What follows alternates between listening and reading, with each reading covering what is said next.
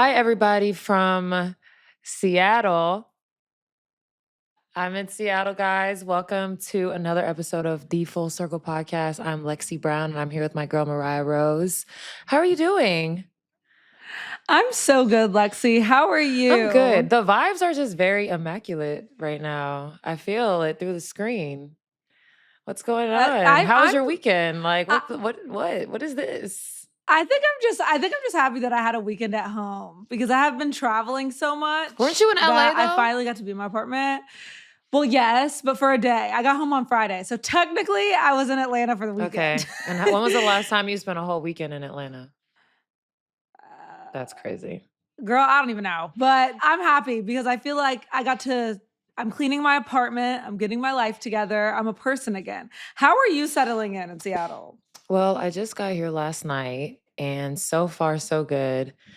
It's energy here is amazing. Like it's actually probably the best first 24 hours I've had in any city I've played in, honestly. Like the communication is on point. They picked me up at the airport. They didn't have me waiting.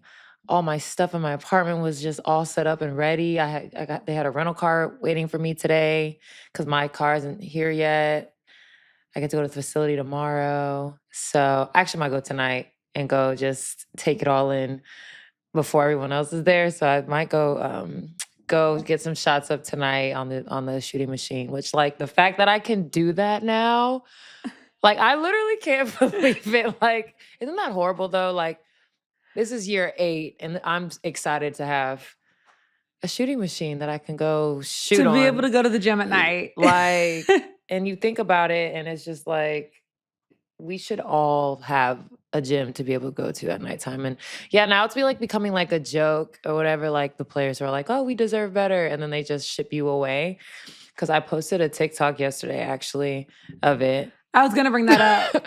But you know what's funny? Satu commented on it and I went on her page and she like literally posted like the same exact video like a few weeks ago when she was in the hot tub at her new facility. I saw that one Which too. I didn't see that. So I went on there and I commented last night. I said, girl, I didn't even see that you posted this. That's so funny that like collectively we're all feeling the same way about demanding more. And if your team just can't provide it for you, they'll just send you to a team that will. So thank you, LA Sparks, for sending me somewhere that will take care of me. But it should be the norm across the board that everybody should have facilities. And I think we're getting there. Slowly but surely, but we're getting there. Speaking of TikTok, have you been reading any of the comments of the last video I posted of us talking about the international players? No. Okay. Well, I would like to, it's because clips. So I'm assuming that probably none of the people watch. What they saying about us, Lexie? It's not even bad about us. I just feel like, first thing about social media, since I've been off to X, like, everything has just been rainbows, butterflies, and sunshines. I've been so much happier and my mind is clearer. So we'll start there. So when I bring these conversations to TikTok and I'm just reading through the comments and people arguing with each other, I want everyone to collectively take a deep breath and stop arguing so much under other people's posts. Because I think it's getting out of control, especially when I can tell that neither one of the parties involved are really understanding what's being said, and then the plot gets lost. And so I do want to clear up something that I think is like being misconstrued, that conversation we had about the international players and the rule change, the age change. So one of the weirdest comments I saw was that the WNBA is trying to bring in European players because they want the league to be more whitewashed. And I was like, do y'all know there are not only white people that play and live in Europe. We just drafted a European player that is very much a Black person. So that comment came up a few times, which I thought was odd because I was like, this has nothing to do with race whatsoever, nothing at all. And then it was a back and forth about, how we're always just like, oh, everyone needs to stay in school. But then everyone's like, no, they need to lower the age. And then it's like, people can't really pick a side. But I'm like, just because the rule gets changed doesn't mean people have to like leave. We were just saying that the option should be there. if anybody does want to leave, because that's it. But I just like, I was reading the comments and I'm like, are you guys even understanding what we're trying to say? And then they're like, well, they put a cap on Americans in Europe, but they don't, so we should put a cap on Europeans here. No, I don't think that's the solution either. But it's just like, I'm always shocked at the lack of comprehension online. Yeah. And yeah. I'm seeing them. I had to go look it up. And the main thing I see is this conversation about it doesn't benefit college players to come out and go to the W early because of NIL and blah, blah, blah. And like you said, I think they're misunderstanding the whole point of what we were trying to say. Yeah. That it's just that the option should be there as far as age and everything is concerned and the amount of professionalism that is occurring overseas in order for us to be able to keep up with that on a basketball level. Because I think people forget that that part still exists. Exactly. I know about NIL and I know that that's an option and I know that it makes sense. We've said it a million times. It makes more sense for them to stay longer. Yeah. But basketball wise, and I think Sedona made us talk about this age wise. Like we were talking about how like if your people are younger, they're going to take people who are younger with a better skill set over somebody who's older, and it might be riskier. Like it just that makes perfect sense. It's actually crazy how much of the conversation surrounding college players now is NIL based. We like very rarely hear people getting into like real basketball talk when it comes to these players in college. And I think, you know, during this W season, obviously we don't have NIL. We're professionals, so we'll be able to get into more like basketball and analytic talk, which is what we're going to do in a little bit when I introduce what we're going to talk about later. But, you know, for next college season when we're doing our show, like I really want to get into more like actual basketball talk. Like speaking of NIL and transferring, I think Janiah Baker just committed to Tennessee. I saw that today, which again, further validates our point that everybody going to the SEC. I'm very nervous for the ACC and the Big Ten. Not as much like I'm super concerned about the ACC. I think the Big Ten will be okay. The Big 12, they'll have a few.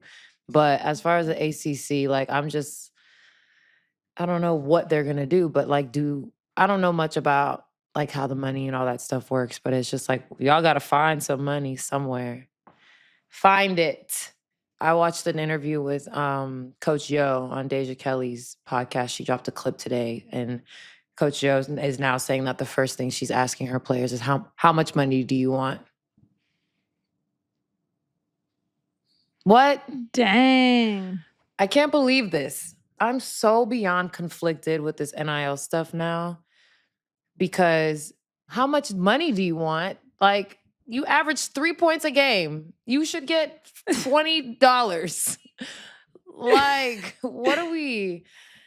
It's not, and I talked about it with Erica Wheeler when I was with her, like, it's not teaching these kids how to, like, earn anything, battle through adversity, figure your shit out.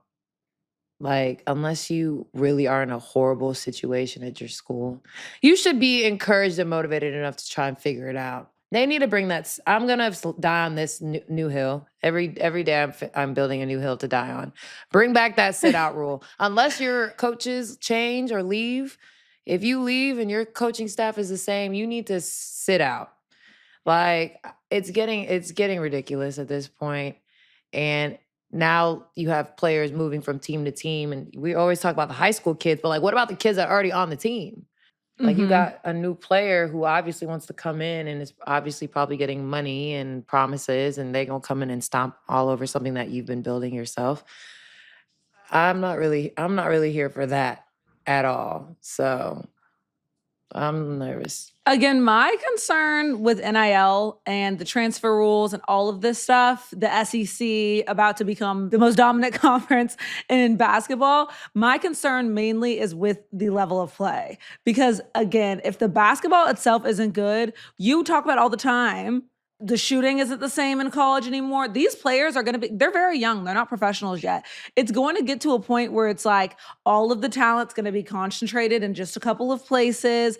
Everybody's just kind of playing around. It's feeling very unserious. And like you said about, I want them to make their money. Like, I don't even want to sound like a hater. I think most people are smart enough to comprehend that we're not saying that they don't deserve to make their money, but there needs to be balance there, because at the end of the day, the most important thing should not be going to the school where I'm going to make the most money. And if that opportunity is there, obviously they're going to go to the school that's going to make them the most money. As a fan of basketball, we need to start having basketball conversations again. Like you said, Lexie, next season, obviously we'll get very much into that and through W season and everything. That's the whole point of us doing this.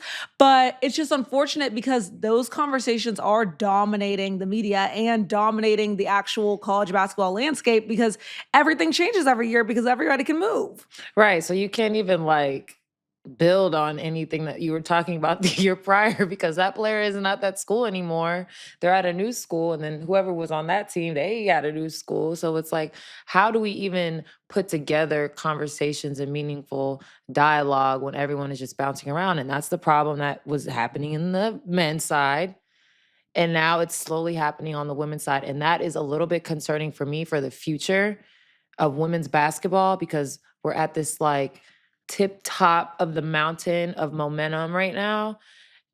And there are decisions being made right now that could like ruin the momentum long term, because now we're going to have the same problem as the men's. Nobody knows where anybody is at school anymore. You can't grow and build with the player because every year they're at a new school.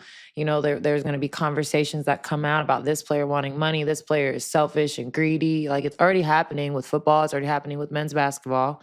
So I hope that we're able to reel it in a little bit for the sake of the future of women's basketball, because the thing that has made this momentum happen is because for so many years there's been like loyalty and growth and consistency. And now it's like, it's gone. Like, all of those things are just gone now. And that's what people love about women's sports.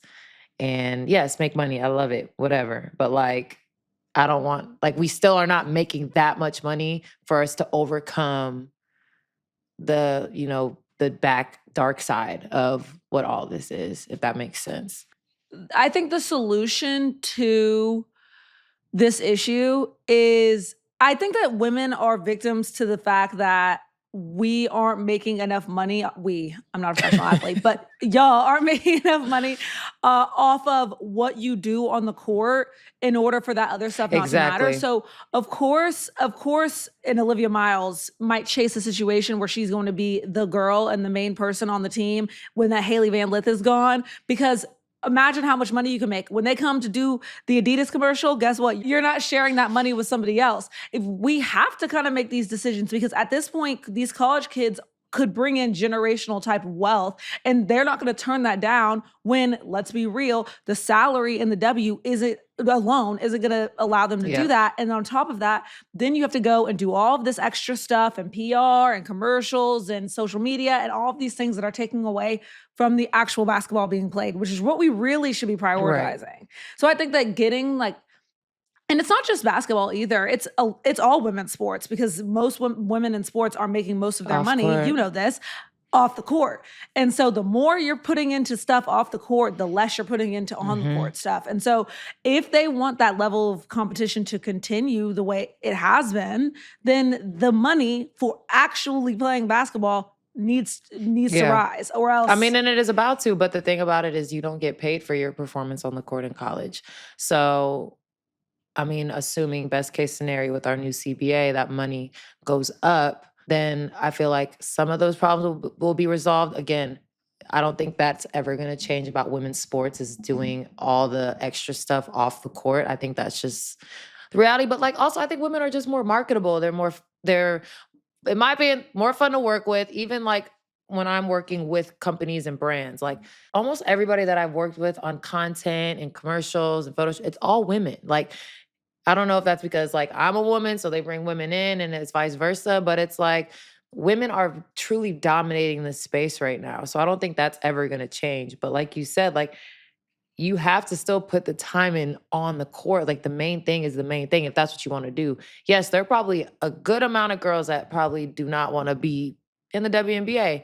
And that's fine. But like the ones that do, like y'all still gotta find time to get that extra work in because there is a whole bunch of other girls, maybe not doing as much as you off the court, but are putting that time in the gym. And when it comes to be a professional, it's about putting the ball in the basket. Like, yes, marketable if you have followers, da da da, that's all great. But at the end of the day, can you put the ball in the basket? Can you help the team win?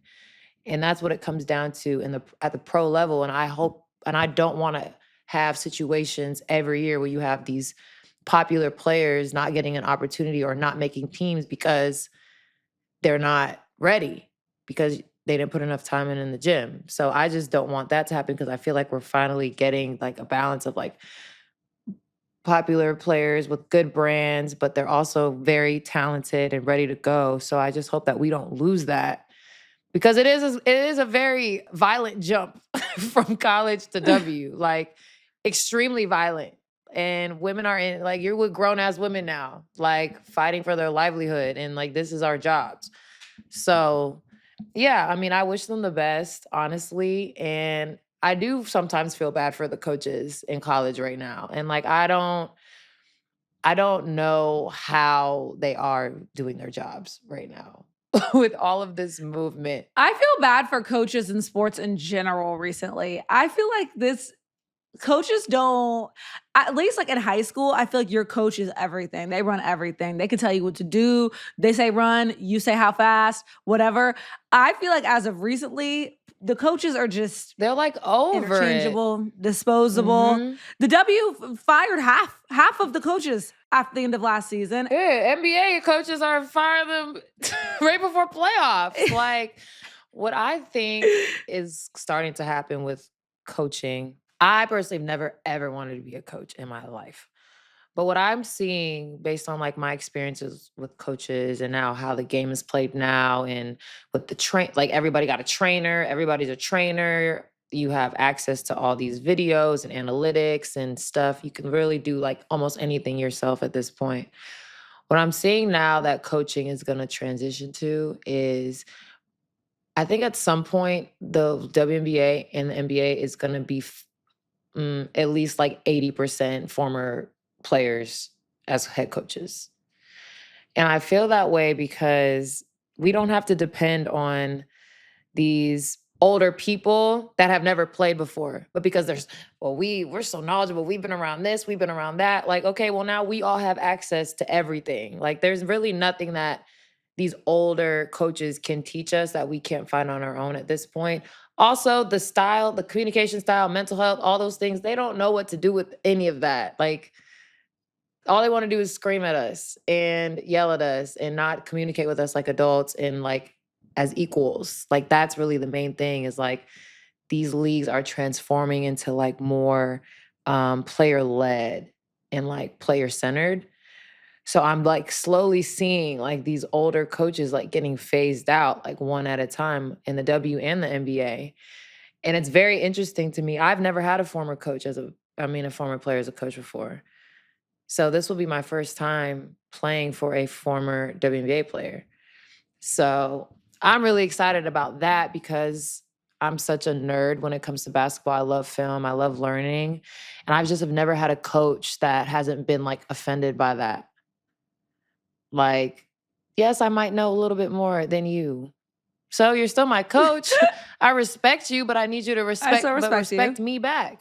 And don't be mad that I have a question about something or I have a suggestion about something. Like it's never been malicious or disrespectful, but my entire career I've always butted heads with my coaches because I always want to learn, but they come, be a sponge, be a sponge. Oh, I'm trying to be a sponge. And then you don't want me to be one. So like, it's so confusing, but I mean, I don't know if like from a spectator standpoint, like, can you tell the difference between how coaches coach that are former players versus like just coaches?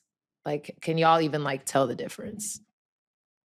I feel like there's a notable noticeable difference when the players are buying into the system that the coach is implementing, if that makes Mhm. sense. I don't know if it's more so whether you played professionally before or not thing.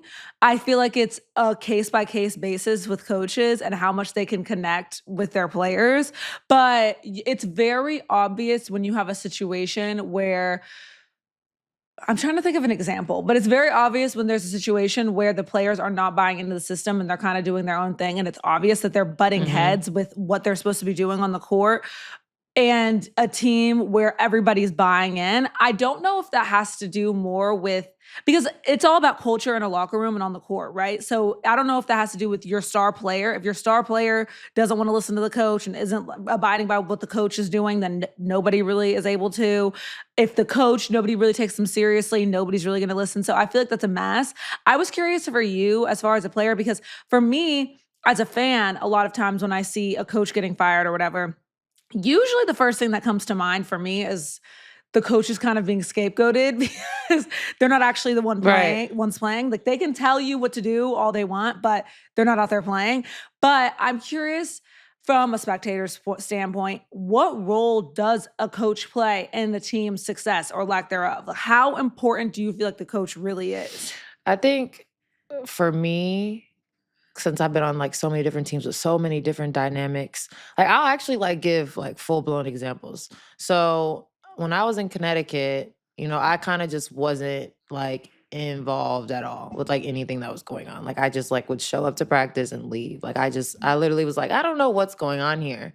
And then you fast forward to the season before they made the coaching change. Like remember in the finals or the playoffs when Kurt was in the huddle and he was like, I'm gonna lose my job if you guys don't make layups. Like, and that clip like went viral because they got it on the mic. Then he was just like, I'm gonna get fired because y'all can't make layups. And it's like at that moment, like everybody knew like he had lost the team. Like I agree with you. Like you can tell when a team is like off the coach and like a mutiny damn near. And that's kind of what happened in Connecticut. And that's why he got fired. But like I was there at the very beginning of that. And it was just like, so I wasn't necessarily surprised when that happened in Connecticut. And then talk about when I was in Chicago, you have a team full of vets ready to win. The season didn't really start off very well for us at that time. I wasn't on the team at that rough patch. But you have two players, brilliant players in Candace Parker and Courtney Vandersloot, right? So their minds are always turning. They're always having conversations. They're always talking to coach. They're always talking to each other, always talking to us. There was like a power struggle there for a little bit of like, okay, Sloop been with Chicago for X amount of years. Candace just got to Chicago. Everyone is expecting a championship. And then you have the coach balancing two WNBA Hall of Famers. So that dynamic takes time. And then, we got to the playoffs and I don't want to say James like relinquished his power to us, like the team, I mean, but he kind of was like, all right, like we made it to the playoffs barely. I'm gonna let y'all rock. And we gonna roll with what y'all want to do. Basically, we had like this meeting and it was like a great meeting, but like basically he was just like we can win, but we gotta meet in the middle. But it was more like he met us like the majority of the way, and then we met him a little bit, and then we ended up winning. So really, it's like how good of a relationship do your star players have with your coaches and your coaches coaching staff, and that it matters. Like, and then you're basically people say like your point guard is the extension of your coach, which yeah, that's true. But I also think like your superstar is also an extension of your coach. So you have to be able to communicate things that maybe they don't know how to communicate, things that maybe they don't feel like they need to communicate. Some conversations need to be had amongst teammates privately or in front of everybody, whatever you want to do. But those conversations and that relationship, I think, is the biggest part of building a successful team and building a winning culture, which is why I couldn't figure my shit out in LA because every year it was a new coach that I was trying to build a relationship with, and then a whole new group of players that I was trying to build a relationship with. And that's not like the recipe to be successful. So, as much as I like would never want to be a coach, I respect the hell out of them. I think they're necessary to win games. Sometimes you're like, oh, this team is like coaching themselves. But like, yeah, like, but a good coach puts a team in a situation to be able to just like run on autopilot. So I do think coaches are important. I'm very excited to be coached by a former player because we just think differently. Like, and some of these coaches are like, oh yeah, I played when I was. No, you didn't. I don't believe you. I don't believe any of these coaches that were like, Yeah. yeah, when I was, in high. No, that was like a 1,000 years ago. I don't want to hear it. Yeah. I like what you said about star players and coaches because they are an extension of the coach because they set the culture in the locker room when the coach isn't around, when the coach is around.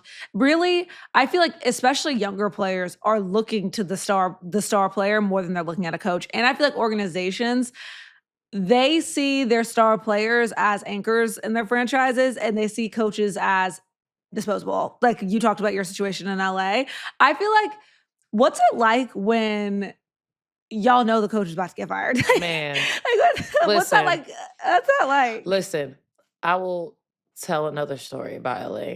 So, my first year in LA when Derek Fisher was still the coach, where were we? I forgot where we were, but we had just lost a game that we probably shouldn't have lost. And this is not funny because coaches getting fired is not funny, guys. But it's just like the way that professional sports just operates at times is very unserious. And if any other, I mean, I feel like maybe some people get like blindsided when they get fired from their jobs or whatever. But like the way, the time, the energy, the relationships you have to build in these professional sports, and the way that they're just like get out is so crazy to me. So I think we lost the game. I can't remember if we were on the road or not, but we're in the locker room, dead silent. Fish walks in, doesn't say anything, just brings us in for the huddle and just like walks out of the locker room. And that was it. And then that was like the last time we saw him. So there was no I'm not coming back. It just right. He just like walked in. That's it. He said, bring it in. It was like, Sparks. And then left, and then boom, fired.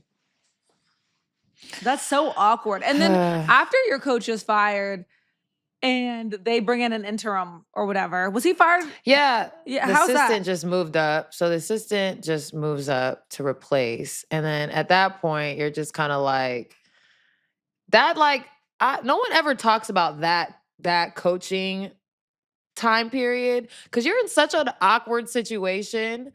And the team is in such an awkward situation. Like someone just lost their job and now you're just like filling in for them. Like, do you implement your own offense, defense? Like how much time of the season is left? Like, am I interviewing for the head coaching job right now? Or is this just temporary? So do I want to show all my cards just for them to not keep me anyway, which is what happened in LA. They ended up not keeping Fred as our head coach after he actually did a pretty good job considering all the nonsense we were dealing with that season. But it's like, that's like a very unspoken about process for coaching staffs and players. Is like, okay, your head coach just got fired, but like, okay, now you got to listen to this new person. And God forbid you don't have a good relationship with that assistant coach. Thankfully I did, but there was some players on the team that like didn't. So then now they're in charge. And now what? I'm wondering that right now, watching the NBA playoffs are on right now and thinking about Denver and Memphis. Your coaches just got fired and you're in the most important part of the season. Like, I feel like that's really important. It's crazy. And then you just have to like go about it per usual, be the professional that you are. Because nobody ever comes in and sits the team down and lays out, okay, this is what he was doing right, or this is what she was doing right, this is what she or he was doing wrong, and this is what y'all are doing right, what y'all are doing wrong. There's no conversation about anything. You just have to move on. At least not in my experiences. That could be different for other players' experiences. But I just feel like it would benefit to have some type of meeting or conversation to lay out what led to this decision instead of just being like, this is the decision we made and just get over yourselves. So it's always extremely interesting, that power struggle. of coaches and front offices, which is why I also think that leagues like Athletes Unlimited and Unrivaled, everyone loves so much because that dynamic is gone. Like you don't deal with that at all. Like at Athletes Unlimited, we don't even have coaches. We don't have coaches at all. We have facilitators who are like mini coaches, but there's no coach's favorite. Coach is yelling at you. We don't got a GM. Play this person. Don't play that person. Are we trying to trade this person? Like there's none of that going on in Athletes Unlimited. Unrivaled is a little bit different because they do have coaches, but like you're not finna get fired in the middle of the Unrivaled season. There's no GM. Yeah. Like your team is what it is, and like the environment is just completely different. So I feel like that is also why fans and players have found like more enjoyment in the off-season leagues because that whole like political negative side of bowing down to the front office has been removed. And I hope like the WNBA is watching these two leagues and they're seeing like how the players are interacting with each other and how the level of play is elevated. Like I think there is a direct correlation between like happiness and playing well. Like, you know, when like look good, play good, it's like the same thing. 100%. So I'm hoping like we're gonna implement, you know, a less toxic environment in professional sports. But like I don't know if that's possible with the people in charge, unfortunately, because they don't understand what it's like to be in these situations. Why do you feel like there was so much turnaround with coaching last season? In the W? Yes. Well, I think that there's more eyes, which led to like more criticisms, which I remember literally telling our GM and coach last season to get off Twitter because I could tell that they was looking on it. Like I was like, y'all need to get off the internet. Like enough. Cause I remember Kurt like got himself in trouble tweeting about something like, you don't owe these people an explanation. You're the coach. So it was like I would wake up and I see a tweet. Somebody said, look what he tweeted. Like, why are you tweeting, responding to what people are saying online? And like that's something that I had to learn myself. And like it was like I was like funny, haha, like get off Twitter. But I like low-key was dead ass serious because why are y'all doing that? Like y'all are in the positions y'all are in because y'all are qualified and y'all earned it and it's what y'all want to do. Like, why are you looking at what anybody is saying on the internet?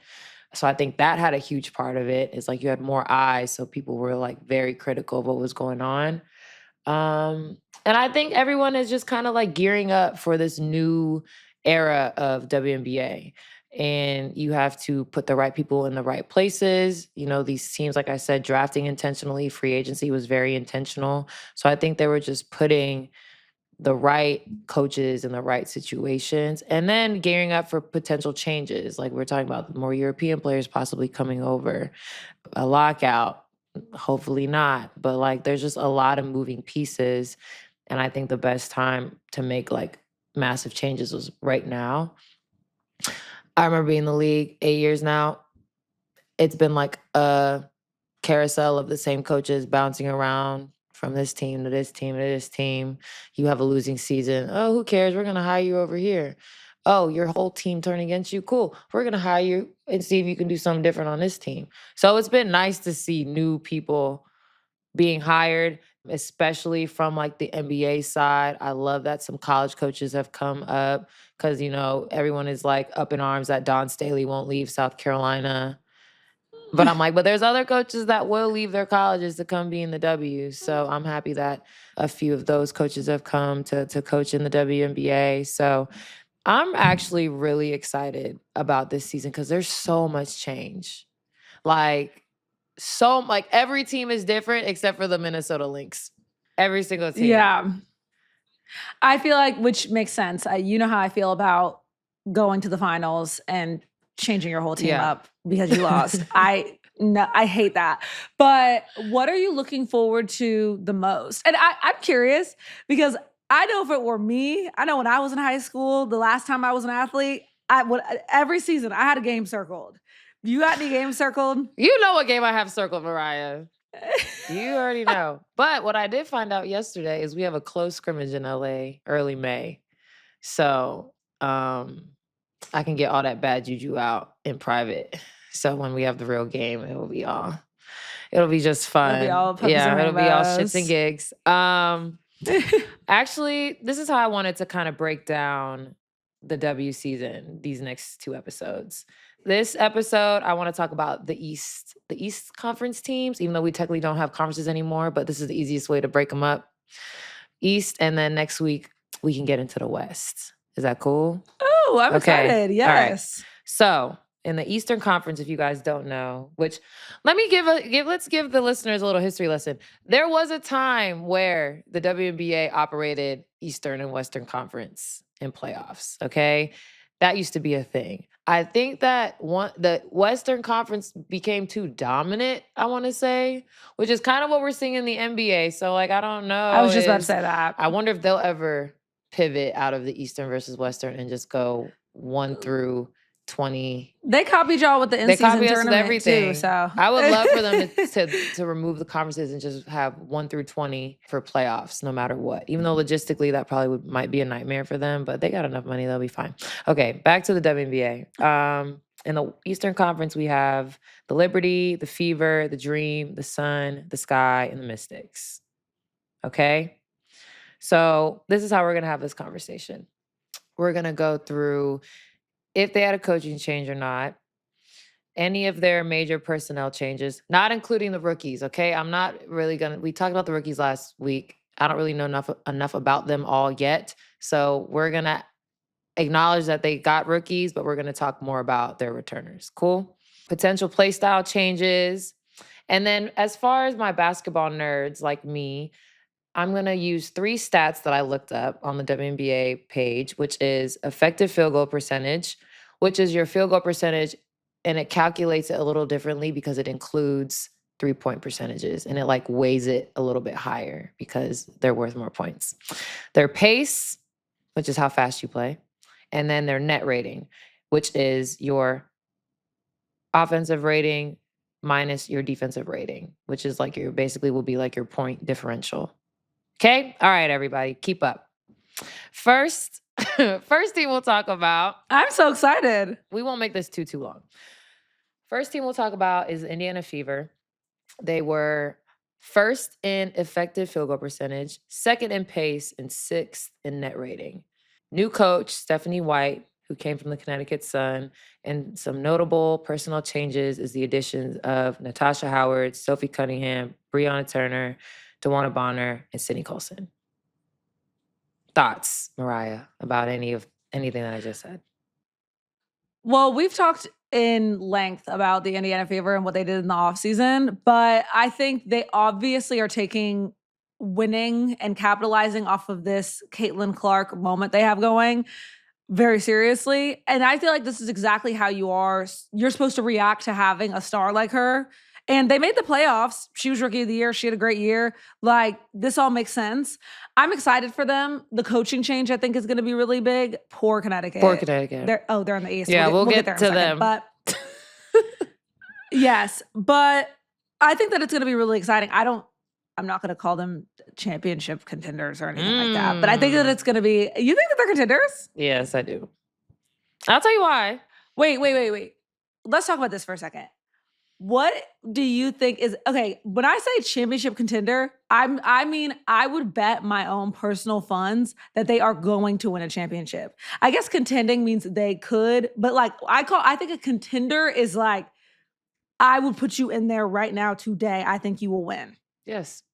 You think that? I guess my contender means get to the finals. Yeah. I'll tell you why. So yeah, get to the finals. Yeah. Get to the finals. And I'll tell you why. I think that there was a lot of misconception about Caitlin Clark's overall game. I think that people got so caught up in her scoring that they didn't realize how good of a point guard she was in college.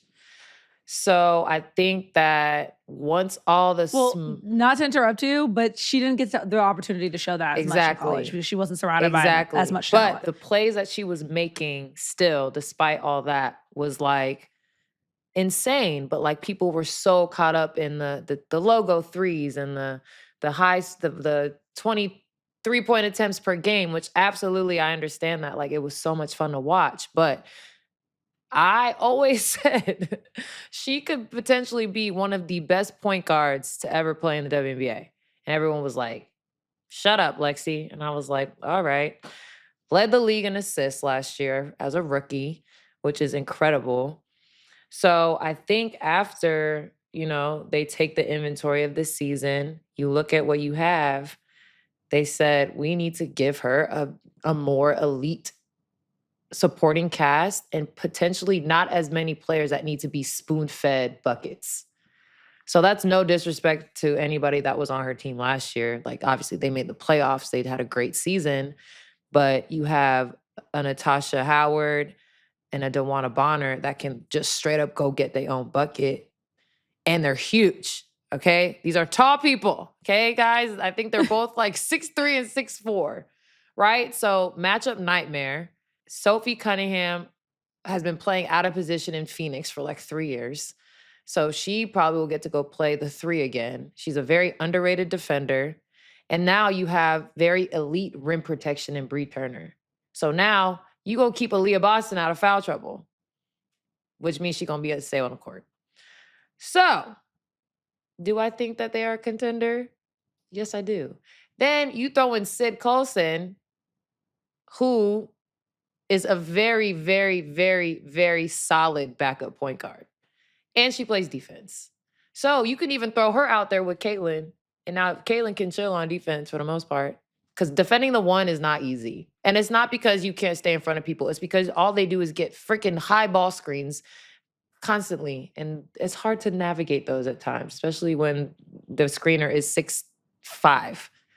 So, yes, I do think they're a contender because they strategically gave Caitlin Clark a very, very, very well-balanced team where she won't have to carry as much as the load, I don't think, and she'll probably end up facilitating even more than last season. And then I didn't even mention Kelsey Mitchell. I can't believe I forgot to mention Kelsey Mitchell. All I do is talk about her constantly. I have my notes right here. I didn't even put Kelsey Mitchell's name on there. Like, I'm so sorry, Kelsey. She might be the most important returner. Like, yeah. You make a really good point about defense and Caitlin being able to preserve herself on that side of the court, because that is really, really dangerous. Because one, I don't think she's ever had that ever. And two, that also helps protect her as far as staying healthy. You know what I mean? Mhm. Exactly. So have I convinced you? A little bit. You make great points. We'll make great points, but we shall continue on. Okay, well, speaking of contenders, we're going to talk about the current WNBA champs, the Liberty. They were 3rd in effective field goal percentage, 7th in pace, and 1st in net rating. And don't let that confuse you, because every time we play the Liberty, we were like, they don't really like playing defense like that, which they don't. They just scored way more points than everybody. So, yes, they have the number 1 net rating, but let's not get it confused. They not locking up. They wasn't locking up on defense, which, with that being said, the additions that they have added might actually have them start locking up. They addressed this. Yes. So they didn't make a coaching change. They added Natasha Cloud and Isabel Harrison, and Maureen Johannes decided to come and play, which is so fun for all of us to chase that girl around. And then someone that probably everyone has forgotten about is Rebecca Gardner. She's been out with injury. She was on the Chicago Sky. Now she's on the Liberty. She, if everybody remembers, was the oldest rookie ever. Everyone just reminded us constantly how old she was at a rookie. So love that for her. We played together in Israel. She's a very smooth player. She's a great defender. She's super athletic, very underrated. So them adding Rebecca as well is huge for them, especially defensively. But I'm interested to see how Tosh Cloud intermingles with this group. We watched Tosh and Sabrina play pretty well together in Unrivaled, because I remember we mentioned that a while ago, that Tosh should probably try to get on the Liberty because her and Sabrina got a good little thing going on. I can't believe Like we called called that. it. That literally, and it took a minute for it to happen, but I'm happy for her. So am I. And I know that, like, remember we would always talk about, like, the Liberty, like, as good as they were, they kind of, like, lacked, like, a real personality. And that's why they made Ellie, like, the face of the Liberty. Ellie is their mascot, guys, Yes. by the way, which she is amazing and has been actually so great for the Liberty and the WNBA. But I don't like that their forward-facing thing is their mascot and not one of their players. I've always thought that was interesting Honestly, to me. let's be real. I kind of love that for them, especially being in a franchise like New York, and it's so forward facing and it could be so marquee and this, that, and the third. They just want to hoop. I see that. I get that. They They're really not don't stressing get to do all that They other really stuff. just get to chill and play basketball. Right. They're like, let Ellie go do the press tour and That's go a fact. walk I the never thought about it carpets. that way. Like, And we talk about this all the time. I used to think it was weird, but I'm like, maybe they maybe they asked for it to be like that. Like, that wouldn't actually surprise me considering who's on the team. Like, they are a very marketable group, but they for like So Stewie, signature shoe. Sabrina, signature shoe. Like, they already are doing their thing. They're making their money on and off the court, and they still get to just hoop and kind of stay out of having to do all that face the franchise extraness and go win a championship. I would have preferred that. That's actually a great point, especially in New York. Okay. All right, Mariah, you have turned me because I used to kind of have an attitude because I was like, why do we see the elephant more than the players? But that makes sense. And that's why they probably freaking won. We see them on the court when they're doing their job. We see the players just enough at the parade. Facts, with their championships and everything. I think that Tosh is going to be a great addition. She's going to bring, a different type of personality, a toughness. And I think that I always said Sabrina plays well with an elite point guard. So she going from one elite point guard to the next, and from Courtney Vandersloot to Natasha Cloud. So I'm excited about the Liberty. I'm very excited for Natasha, and let's see if they can defend that title. Next we have the Dream, which ATL. this is your team. This is your squad. Well, technically mine too, but they were last in effective field goal percentage, 11th in pace, and 7th in net rating. We lost to the Dream, I think, every time we played them, which I was like, how? Like, well, I don't know. Like, they had our number for some reason. Like, it was crazy. New coach, Coach Smesko, I want to say his last name is. I believe he's from Florida Gulf Coast. And if I remember watching any type of Florida Gulf Coast, they like to run and gun, which will fix their pace problem. Their major additions were Bree Jones, Shatori Walker-Kimbrough, and Brittany Griner. So my only question is, what type of play style are they going to run? Because you have two very dynamic scorers in Ryan Howard and Alicia Gray. You have a point guard that wants to push pace in Jordan Canada. And now you add these ginormous players that are pretty limited, not in like skill set, obviously, but like positionally, they're very limited. Neither one of them really shoot threes. They don't handle the ball, which is basically what those positions are transforming to slowly but surely. So I'm very interested to see like where they land offensively. What the identity is going to be. How they're going to, because we watched, and we'll talk about Dallas next week. We watched that double big experiment in Dallas fail miserably. So I don't know if they're going to do the double big thing in Atlanta or if they're going to play them one at a time. I'm talking about BG and Bree.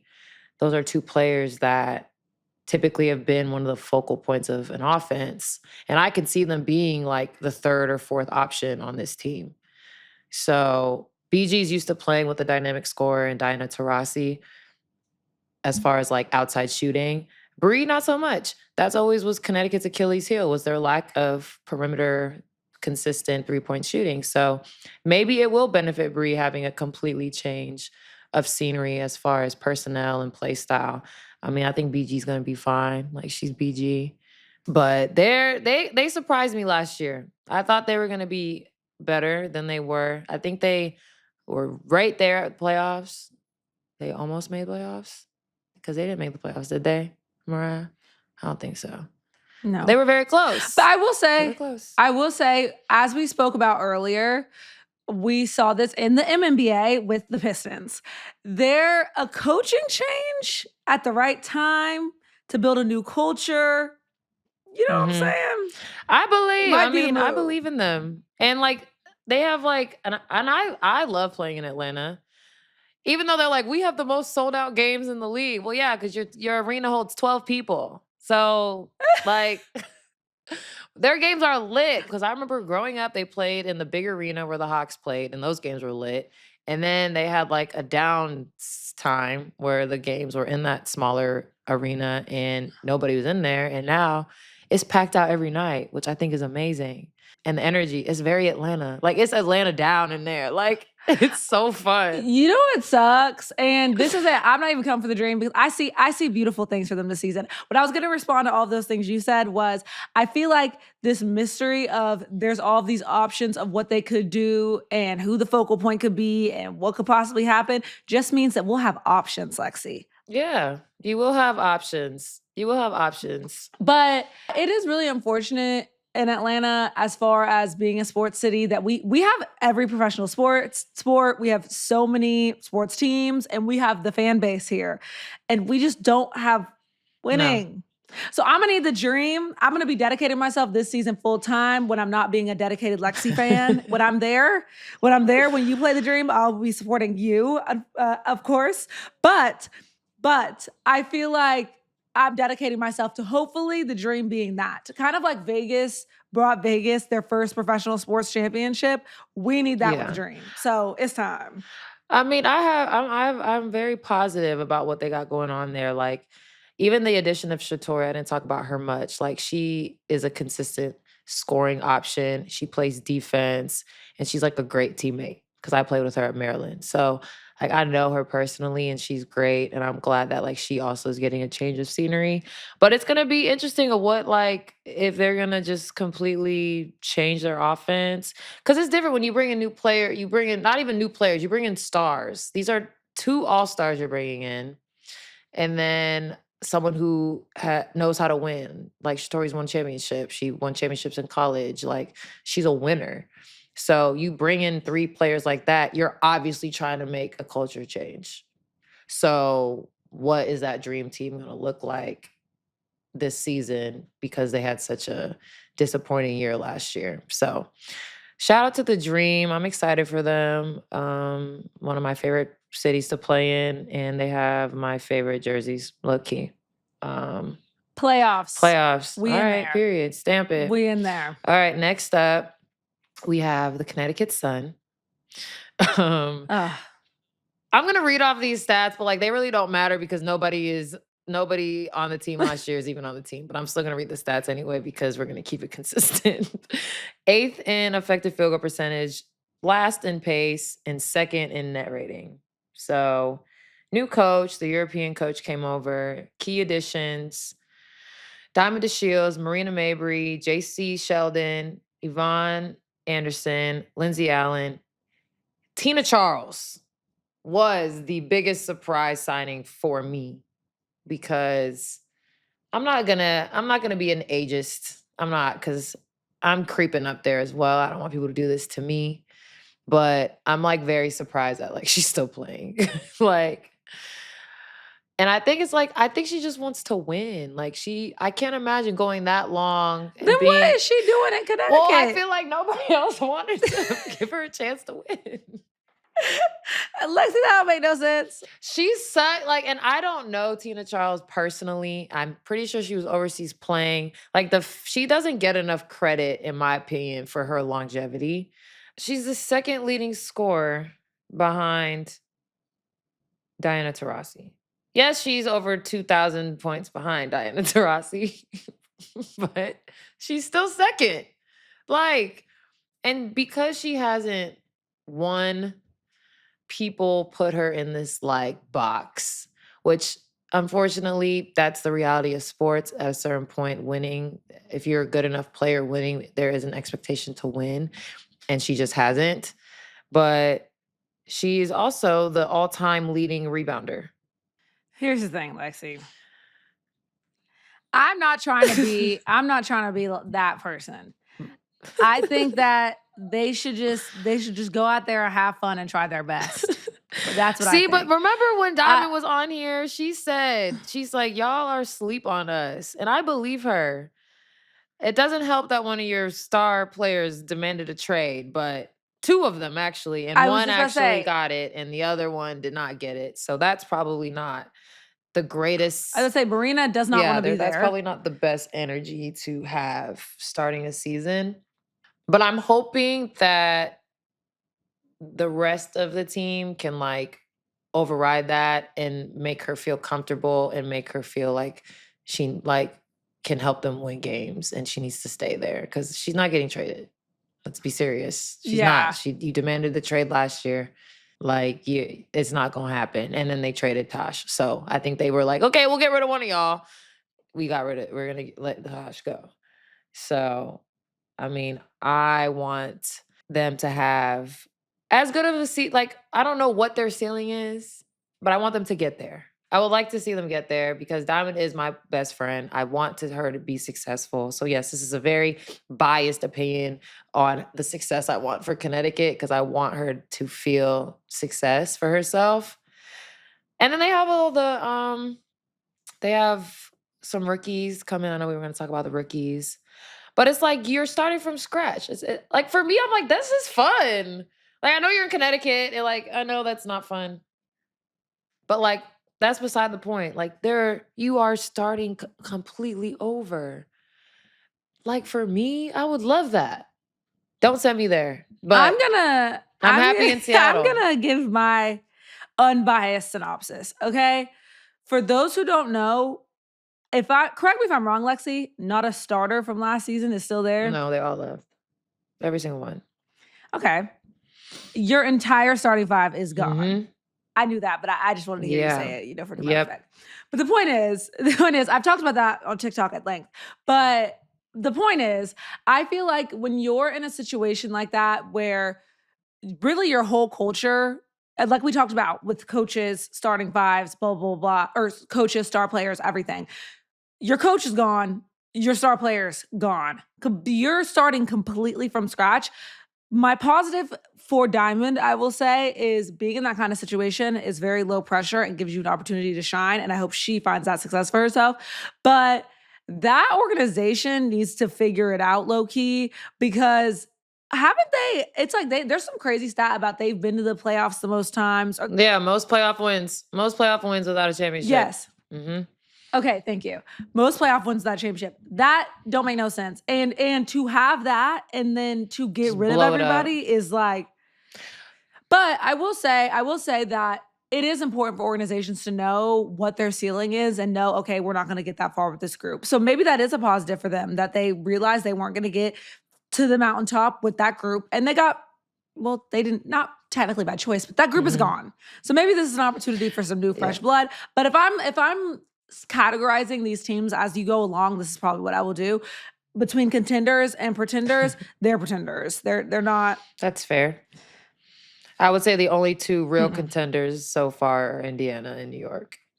Indiana and New York, for sure. Okay. So shout out to Connecticut. I've been there, done that. It's not I'm not going to lie, it is not an easy place to live. It's not an easy place to play. The fans are great. I will say, I hope that the fans still, show up and show out for this team because it is so new and they were so used to having the same group for so many years. So I hope that the Sun fan base embrace this new group because they're going to need that. And it's important because good things take time. Beautiful things take time. And depending on what direction the Sun go in, they could build something very special there. So, all right, that's enough with the Sun. Next, we have the Sky. 11th in effective field goal percentage, 9th in pace, and 10th in net rating. So, yeah, not very good. New coach, Coach Marsh from the Aces, which I thought was a great hire. Key additions, Courtney Vandersloot and Ariel Atkins. So I'm interested. This group is going to be interesting. I'm interested that Sloot decided to go back to Chicago after winning a championship. That was an interesting move to me. And I was surprised to see Ariel leave the Mystics, but I don't know why she left the Mystics. I don't know. We'll talk about them last, but like, I don't know what they got going on over there either. But some players don't want to be part of a rebuild, and that's completely valid and fair. Like, you're not going to waste my prime years. I You're not wouldn't. going to waste my prime years on a rebuild. I would love that as a rookie, though. I would love that as a rookie, being able to play in not a high stakes environment, but you're still playing professionally against the best of the best and learning and getting your foot in without somebody being like, okay, we're going to trade you if this don't work out. So, I mean, but Chicago kind of rebuilding right now too. Like, their yeah, core players will probably be Angel, Camilla, and Haley. So that's babies. babies, right? So I'm very interested to see what type of offense is implemented because they brought in some scoring, some outside scoring, which they were severely lacking last year. And new coaching, new culture, coming from a championship culture at that. So I don't foresee them trying to do that high-low stuff. Again, the double big thing. Like, I'm very interested to see what teams that have that personnel actually try to do that double big thing. Because the thing about when you do double big lineups, at least one of them has to be versatile. They have to be able to bring the ball up, they gotta be able to pass, and they gotta be able to shoot. So you don't have that in any of the bigs in Chicago. Respectfully, like that's not a knock on them. It's just true. Camilla, Angel, and Elizabeth are very interior post players, which is very important, but very hard to play a certain style with both of them on the court at the same time. Lexie, for our other basketball nerds listening, I'm curious because Angel, Camilla, Haley, those are going to be big ticket names as we go through the season and as they go through their careers. But as far as on the court, their actual fit, what you see coming out of that little trio, how is that going to look on the basketball court? I honestly think whoever plays best with Haley is going to play more.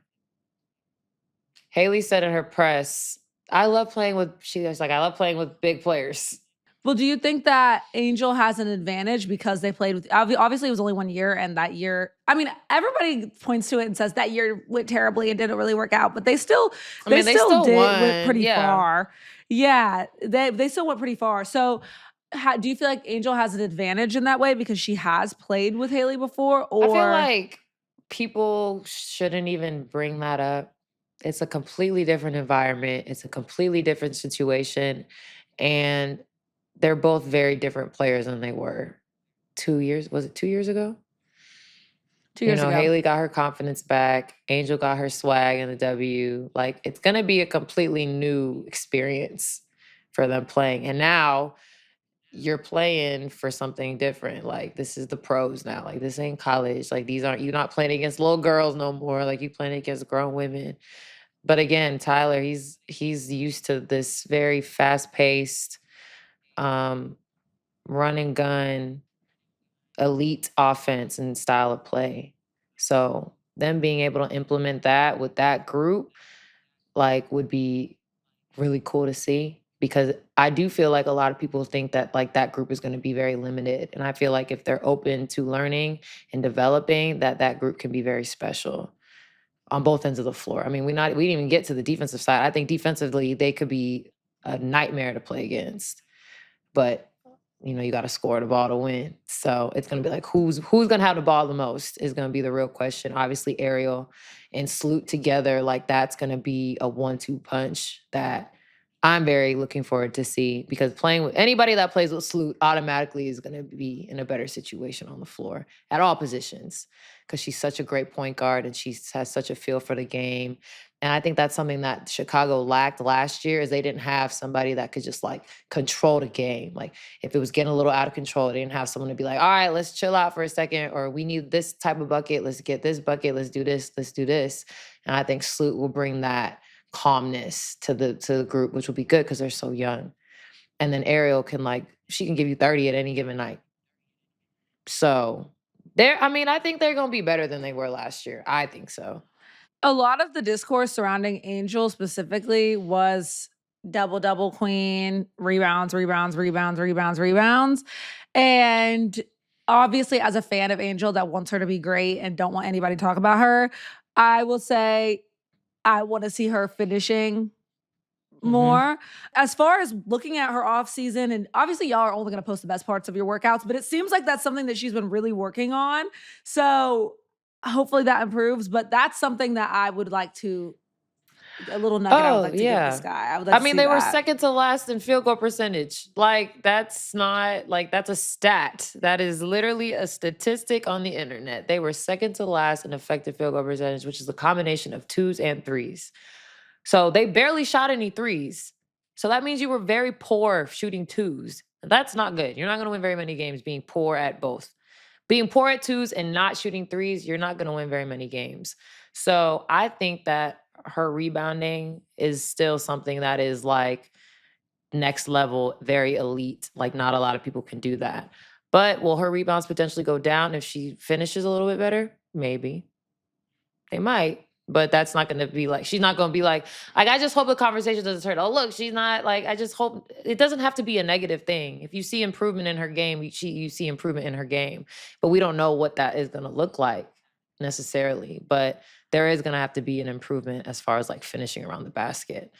Exactly. And I feel like one thing that you always say is obviously the double stuff and her rebounding is super elite and that's great. But if you're not putting the ball in the hoop, you're not going to win games. Exactly. So, I'm really looking forward to the Sky. They're another team that kind of cleaned house with it.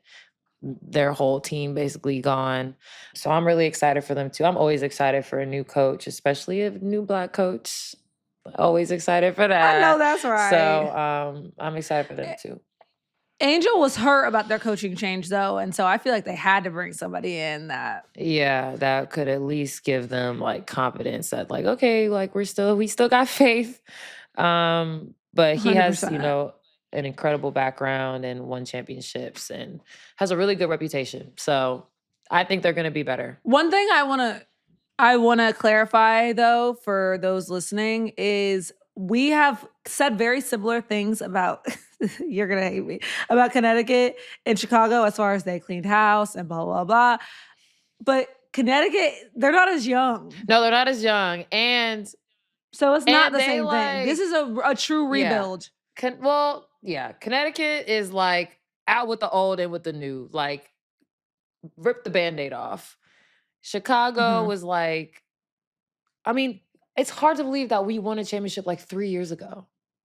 That is insane. It's it happened and then everyone was whatever, who cares? But as you mentioned, the culture there when you won a championship was it was vets trying to win. Literally. And so it was kind of okay, you got yours. And now we're planting this new seed and watering it so that we can have another group of vets that want to win, that are ready for that. That's basically what it was. And that's kind of basically what all the teams are doing right now, is similar to what Chicago did that one year. Was we finna win now and then we can figure everything else out later. Okay, so Sky, I foresee them having a much better season than they did last year. But they're still in my pretenders bucket. Sorry, okay. Chicago. That's okay. All right. Last but not least, we have the Mystics. 5th in effective field goal percentage, 9th in pace, 10th in net rating. New coach, knew a lot of things, I think. I don't think they signed anybody in free agency. And then they have the 7 million rookies that they drafted. I was going to say, shout out to my girl, Kiki. You ate that dress up. Nigeria in the house, honey. So honestly, I think the key returners, I guess we can just talk about Steph Dolson, Brittany Sykes, Shakira Austin, which Shakira, Sykes, they both have been dealing with like injuries a lot the last like 1 or 2 seasons. So I'm excited to see both of them healthy. They both played in Unrivaled, both looked really good in Unrivaled. Oh, Steph played in Unrivaled too. So yeah, they all been playing in the off season. I think they are ready to win again. You know, the Mystics used to run the table for a little bit. Finally, they can let Elena Deladon go because she officially announced her retirement. Because I know that there was a part of their organization like she might come back, she might come back. So now they can officially like just move on, which I think is good, especially with this new group of rookies coming in. Like they might be the most rebuild team right now, like by a long shot. For sure. For sure. And I interviewed Kiki and she talked about that. They're expecting to be in a rebuilding kind of situation. It's not. Because even their vets are pretty young. Like, I mean, I would say Steph isn't considered super young, but like her, Sykes, Shakira, like they still like are on the young vet side, I feel like. So I just also want to note that it's interesting that we started off this conversation by talking about the East-West conferences elimination in the W, because if that were the case, it was East-West, I mean, damn. Like, the West is significantly stronger. yeah. Which is weird, because like, how does that keep happening? It's happened in the NBA and the W. Significantly stronger. And if that were the case, I would consider Indiana a real contender if it were East-West, because they would be able to kind of clean the East up. I feel like I might agree with you there. But I think that DC is kind of in a similar situation as Connecticut. Like, y'all have opportunity to build a new culture, new era, new style, new everything. And they do have some key vets that have played a few seasons together to like hold everything down. So, which will be awesome for the rookies. And again, like I'm excited for this rookie group. Like they can like grow together. Like we just don't see that in the WNBA. Like we don't see like 2, 3, 4 rookies coming in together and figuring it out together. And whether it's successful or not, like it's always nice to see a group of players like grow and learn together, which is again why people love college so much. And now, yeah, you're kind of seeing it more in the NBA now, especially now that these teams are younger than some of the college teams playing. Like we're looking at Houston, OKC. Who else is young? Detroit. Like people are really invested in them because we've watched them like grow and learn together. Like, are they going to win championship? No, probably not. But the journey is not this year. Not this year. The journey is, but they run it. The time is ticking, and that's the thing about the W as well. Is like everybody moves around so much. Like, and then when it comes to the time to make real decisions about salaries and contracts and salary cap, like it's all just like very random because by the second or third year, you already have moved your rookie to a new team because you didn't give her a chance to develop or she wasn't able to keep up. But like, that's not what your pro career is about. It's about development and growing and learning. Unless something just horrible happens during the season and she must go, that's different. But that's usually not the case. So, yeah. But I want to, before we go, ask you, as far as I know in the NBA, the MNBA, I should say. Don't get us canceled, Mariah, saying that shit. You upset. Sorry, People Lexie, are very does not. I do not say MNBA, guys. I know probably y'all would like me to, but I'm very much an NBA fan. I love NBA. So Mariah said it, not me. I think everybody knows that I am an NBA fan. The point is, I feel like in the NBA, we have seen, ever since the Warriors dynasty, the formula for winning a championship became very smaller. The game got more outside. And some fans think it's boring. I absolutely love it. That's my favorite. That's my favorite style of basketball to watch. But that's neither here nor there. In the W, you mentioned double bigs in Atlanta and Chicago, that kind of situation. What do you think that the recipe for success, whether it's going to work or not, but like What do you think that these coaches and these organizations are seeing as, okay, this is the style in the W that everybody's kind of implementing? I do think that more outside shooting is coming, which makes me excited and very happy because at the end of the day, threes are worth more than twos. Like what, like that is what it is. From the last 3 or 4 championships, the best player of the team has been that 4. So I think the key right now in the W is having a really versatile 4-man. And versatile can mean a lot of things. That's why it's versatile. Like maybe they can shoot really well. Okay, maybe not. Maybe they can pass very well. Maybe they can bring the ball up. They can initiate offense. Like what you would consider like a glue player, but they're like super glue because they are also scoring the ball. So I feel like, you have the best players in the league right now. Nafisa Collier, Asia Wilson, Brianna Stewart, Nneka Ogwumike. I'm trying to think of who else. I mean, Natasha Howard could reinsert herself in that conversation on this Indiana team. JJ, Jonquel Jones, like these are what you consider like the top players in the league right now. And then directly under those players, I think are the perimeter players that can hit outside shots. So the Enriques, Jewel Lloyd, Kelsey Plum, Chelsea Gray, Jackie Young, me. I was going to say Lexie Brown. Hello. So I will always think, first I'll thank Enrique because she was probably one of the first players to come out and shoot all them damn threes off the bounce, like all the crazy shots. Jewel Lloyd, I think, has been more of like a surgical scorer, coming off of pin downs, curls, like more, not as random as Enrique's buckets. And then you bring in a Caitlin Clark who's doing all the logo shooting off the bounce, coming off screens, pull up transition threes. Like now everybody's like, okay, like this is what we can do. Like this is the style of play that's going to win you games.